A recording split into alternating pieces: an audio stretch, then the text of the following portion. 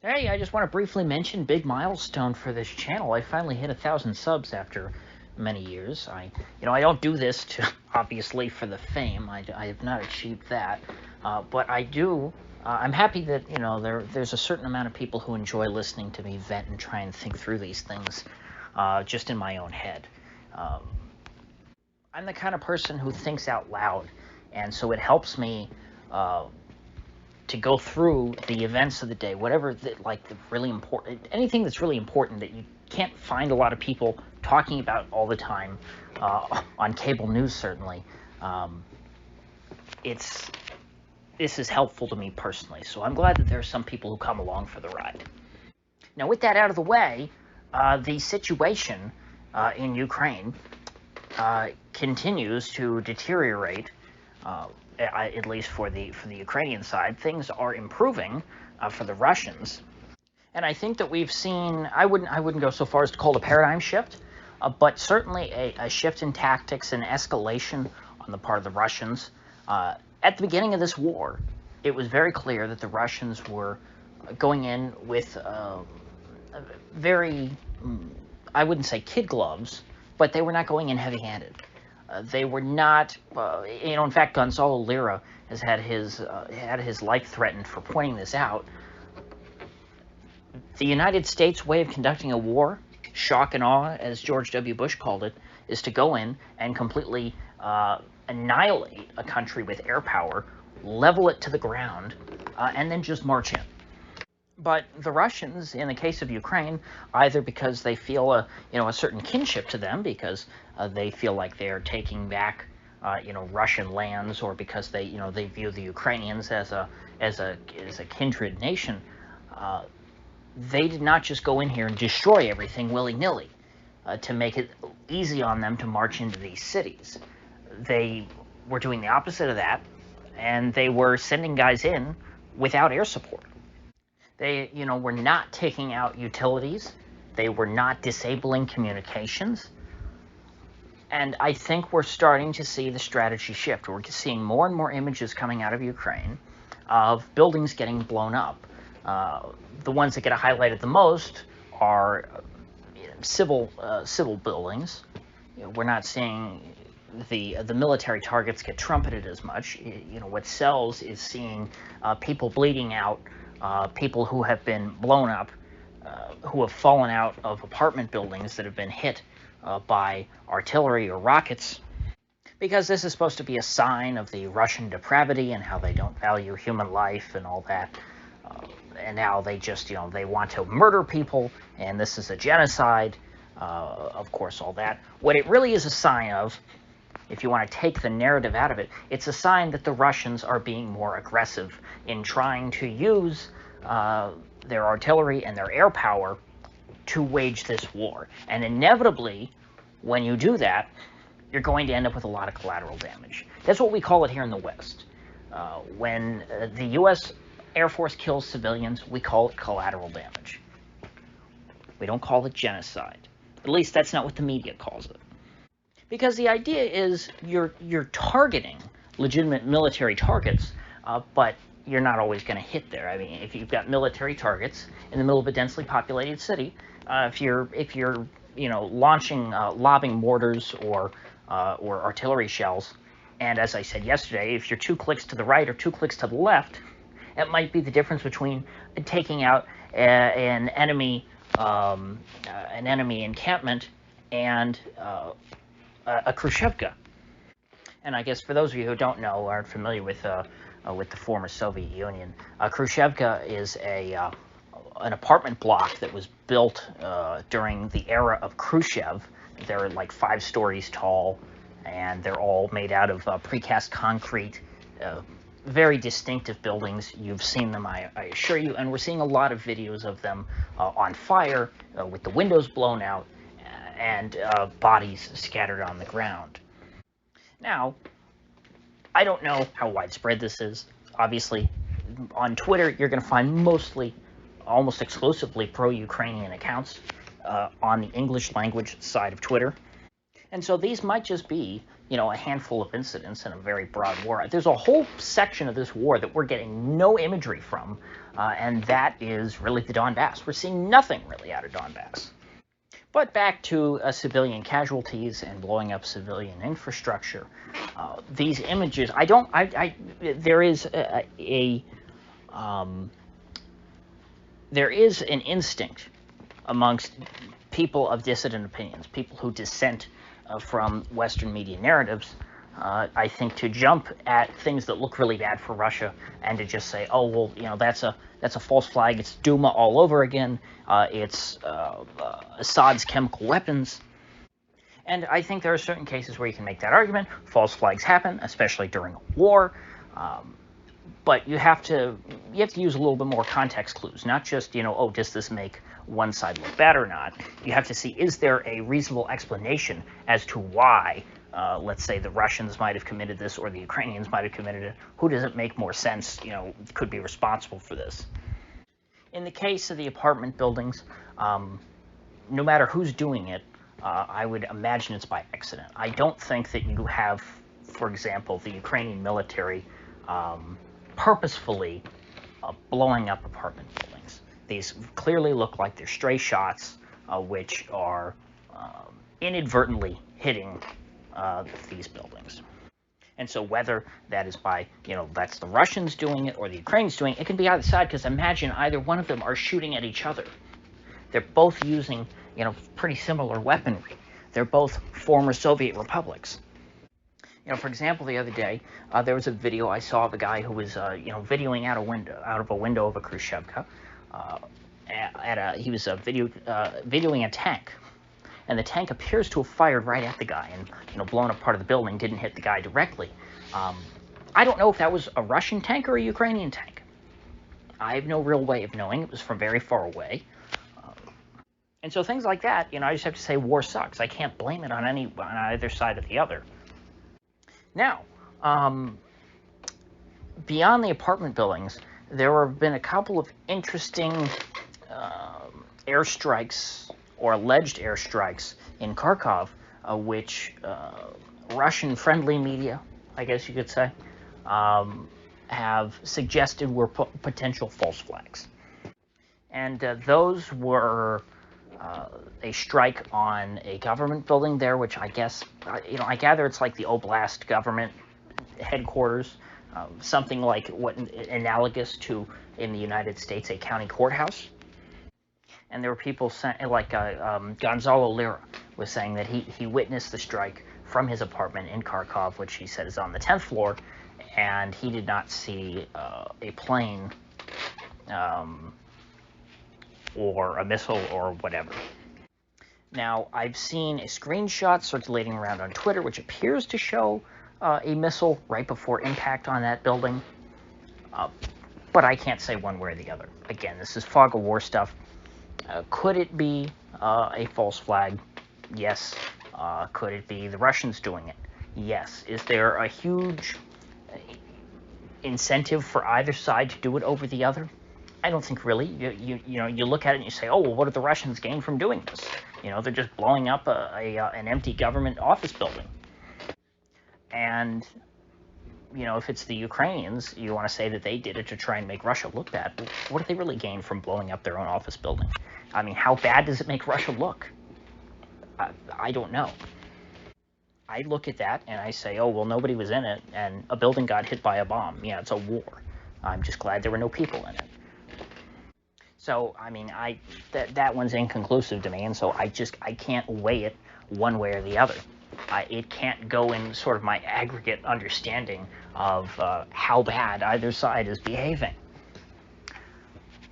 But there was one other building in Kharkov that got bombed that I am somewhat suspicious of the official narrative, that I have a reason to be suspicious of the official narrative. Let me clarify. It was the Kharkov University. A building there was bombed. And instantly we got this narrative about how, oh, the Kharkov University was one of the first universities in the Russian Empire, and Putin claims that he's trying to, preserve this great, Russian-speaking world and its culture and all these things. And here he is blowing up a very important Russian university in Ukraine. boy, isn't Putin a dummy, and he is being totally counterproductive, and Putin is bad for Russia. That was the narrative. And I thought, gee, if that's all true, why would Putin want to bomb this empty building at this important Russian university that has been open since 1805? When you put it that way, when you say, gee, this is so against Russia's interests, Putin just has to be that dumb or that evil in order to do this, it makes me think, well, maybe Putin didn't do it then. Again, this was an empty building, not being in use. There's no university classes going on right now. And it was just blown up. So I don't really have any evidence either one way or the other. That's the thing here. Neither side can really, prove their point one way or the other. It's just you have to use your instincts or common sense to determine who did what. For all I know, either Russia or Ukraine or some third-party group might be behind any one of the atrocities that I witness on a daily basis going on in this war. That is the nature of war. That's what people have to understand. The difficulty of being a propagandist is that you have to spin everything that happens in a war to make one side look bad and one side look good. And it's very hard to make any one side look like great heroes in the middle of a war, which is in and of itself, a pretty evil thing. War is not a good thing. It's not a happy thing. And so I'm actually in a pretty good position here, being trying to analyze this as an independent person, because I don't have to make either one of them look good. I don't have to spin this to make Ukraine or Russia sound like the heroes. Now, I want to give a small update on Mariupol. I think I'm saying that right now. I discussed yesterday how the city had been encircled as a result of the completion of the Russian land bridge, also known as a road, between Crimea and the Donbas, and how that had cut off Mariupol from the rest of Ukraine, and that within Mariupol there was a significant military presence, particularly the Azov Battalion, for Mariupol's on the Sea of Azov, which I assume is where the Azov Battalion derives its name, so this is probably an important city for those guys. And considering that, denazification was one of the main goals, according to Vladimir Putin, of this invasion, I would imagine that the Azov guys are Russian enemy number one. So it was inevitable that there was going to be a siege and almost certainly a defeat for the Ukrainians in this city. And the mayor or deputy mayor, I'm not sure which, is reporting now that the city's water supply has been cut off.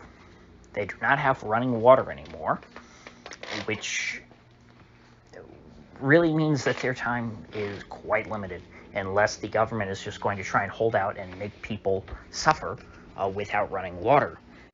If the water infrastructure has been damaged, or I guess potentially shut off, but assuming that it was damaged in the combat and not just turned off, repairs on the municipal water system cannot begin until fighting ceases.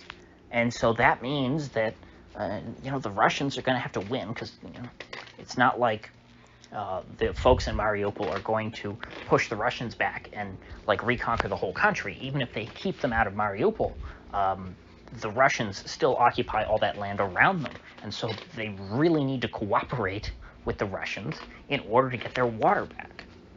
And I have a feeling that this is probably intentional, considering that it was the Ukrainian government that cut off the water supply to Crimea back in 2014. The Russians had to, I'm not exactly sure how, but I imagine they had to come up with some creative solutions to that back then. And so cutting off this city's water might just be an act of revenge. And so since this is worse than what we've seen in other Russian, in the Russian siege of other Ukrainian cities, I would imagine that in not much time at all, Mariupol will fall to the Russian forces. This is, the losing the water supply is, that seems like game over to me. Now, something that I learned later, I believe it was later yesterday, I don't think that I had seen this yet when I recorded yesterday's video. Alex Christoforou, if you look him up, he's one of the two men behind the Duran on YouTube, also on Rumble. I guess they're limiting what they're putting on YouTube right now because the sensitivity of the situation. But Alex Christoforou on his personal channel brought up an interesting map in which, because everybody's trying to plot out maps of where the troops are and what the battle lines are right now, and Alex seems to think, based on everything that he's seen and other people that he's talked to and information he's been able to get online, that the Russians are nearing the closure, the completion of the cauldron, as they call it, around the Ukrainian troops in Donbas. And so this is the encirclement of not just an entire city, but the encirclement of the bulk of, I shouldn't say the bulk, a large portion of the Ukrainian military, which is currently dug in the Donbas region and around there generally. I don't know if they're all fall perfectly within the borders of Donbas. And I wouldn't take all this as gospel just from Alex, because, I don't necessarily know. I'm not able to confirm, in the way that he is with multiple people and all that. And I haven't seen what his sources are, even though I personally trust him. But I'm now seeing even pro-Ukrainian journalists in Ukraine reporting things that are consistent with this idea that the cauldron is nearing completion in eastern Ukraine. And Nolan Peterson, who is I'm unsure if he's actually a Ukrainian citizen or if he's just a foreign journalist who's kind of gone native. But needless to say, he's a very, very pro-Maidan journalist who was putting out some quotes from at least two different quotes I saw that he put out from soldiers who are dug in the east, in the theater that we're not really seeing anything from, not in the major cities, out in the trenches, like real trenches, like World War I or like the Iran-Iraq War. And they were basically saying that without proper air support, they're going to be effed, and that the Russians control the skies right now, and there's just too many of them, referring to the Russians. And so this area, I believe, is currently being held by about tens of thousands of Ukrainian troops. I can't remember the exact number. I don't know if the exact number is known. I've heard numbers maybe like around 60,000.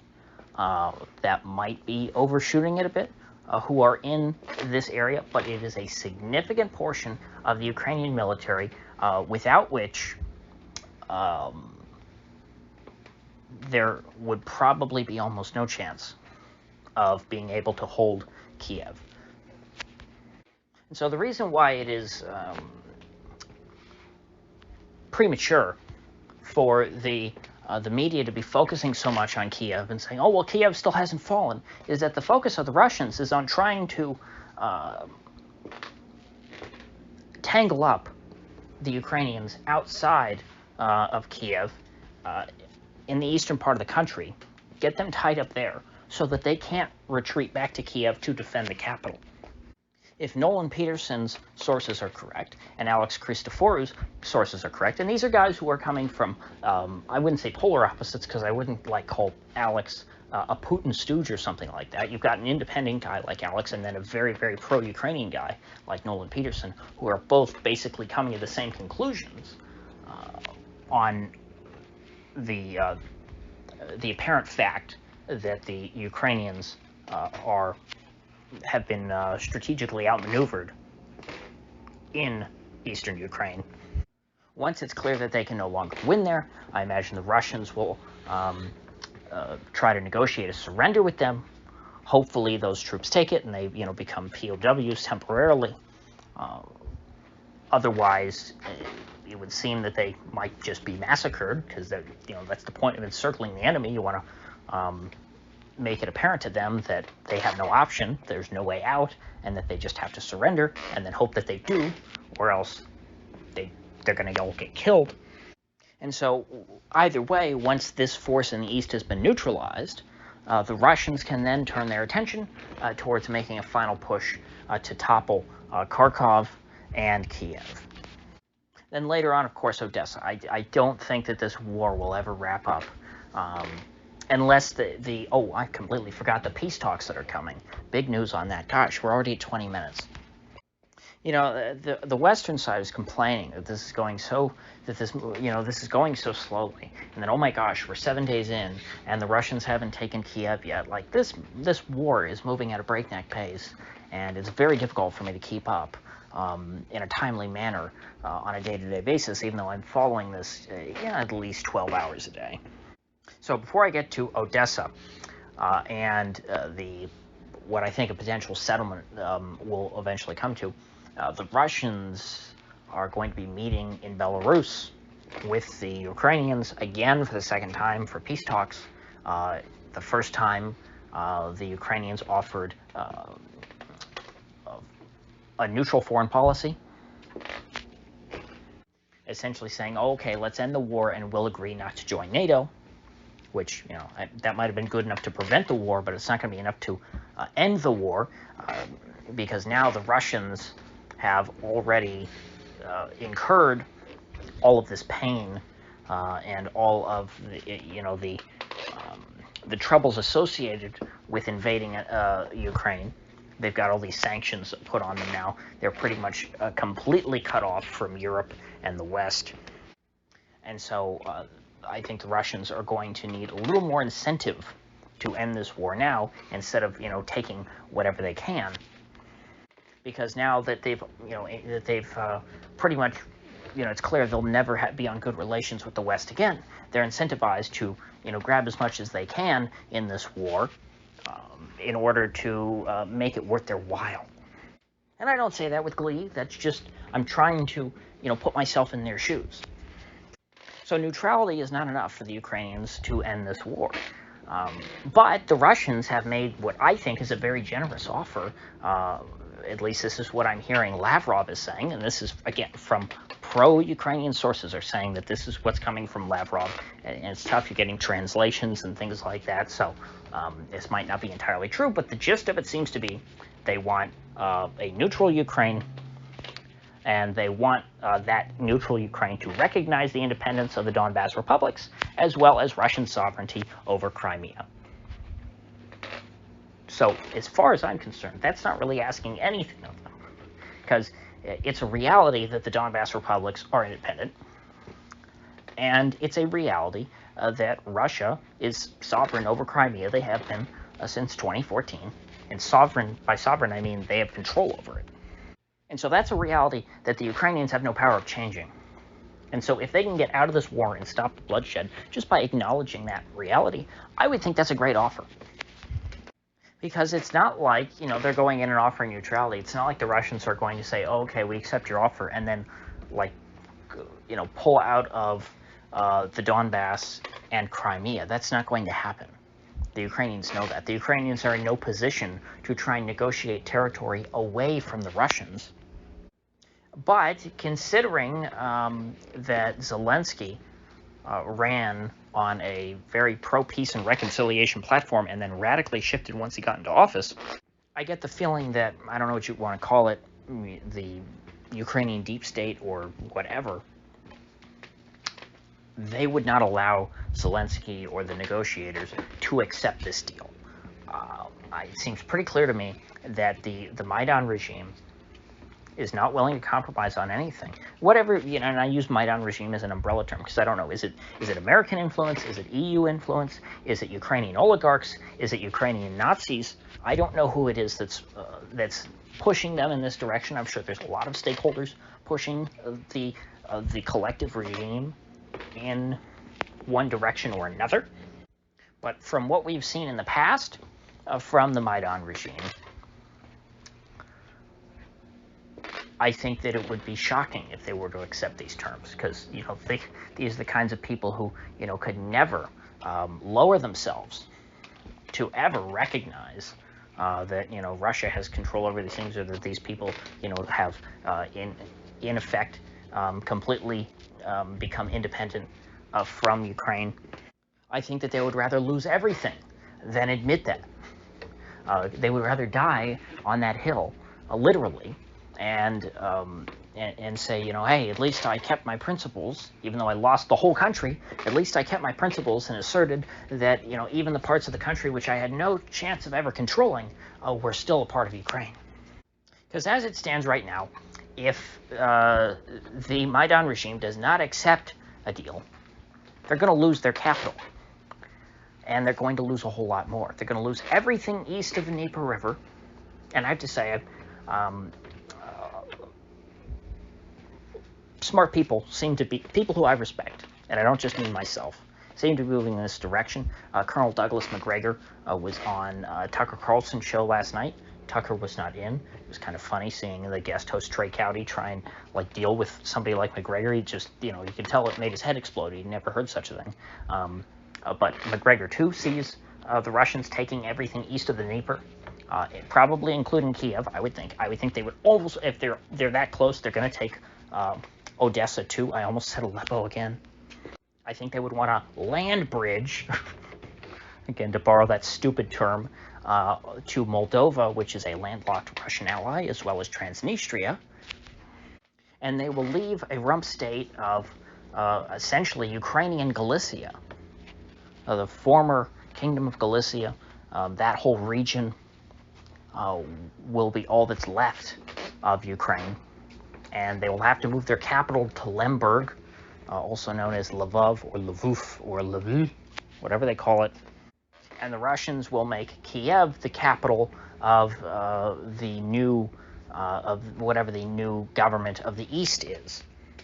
Russia will either annex or reorganize all of the historic regions of Ukraine and cities that were part of the Russian Empire and were founded by Russians, and bring them under their influence one way or the other, whether that's under the Russian flag or just a new Ukrainian puppet state. And so that will be a much worse reality, I think, for the Maidan crowd. But perhaps they're too arrogant still because of their, they've been, the EU and the US have rubbed off too much on them to accept that that is the future they're looking at if they don't accept a deal here. That's why I say simply accepting the loss of Crimea and the Donbas, which occurred back in 2014 as a result of their antagonism towards the Russians, that would be getting off easy.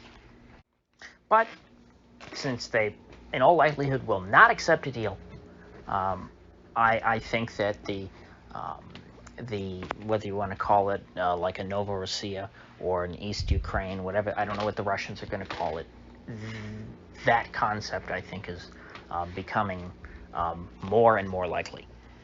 And so Zelensky will be left as the president of a rump state of Galicia, which will, in all likelihood, be an EU member. And, it might be a very nice place. It might be a much more stable country, even, than the current Ukraine, which is very divided and, overrun with people. I don't think that the EU has really enriched any countries in a positive way, but there is still a future for them. The Ukrainian Galicia would be much more homogenous, and maybe people would they'd have a lot less political divisions, and they'd get along well, and everything would go. I'm trying to be optimistic for them here, because as an American, I do naturally I feel for the underdog. That is within the American spirit, and I just see how the Ukrainians, of course, at the behest of their Western allies, have just made every wrong decision possible, and every decision which is most certainly not in their best interests. So, with that said, I will see you folks back here tomorrow.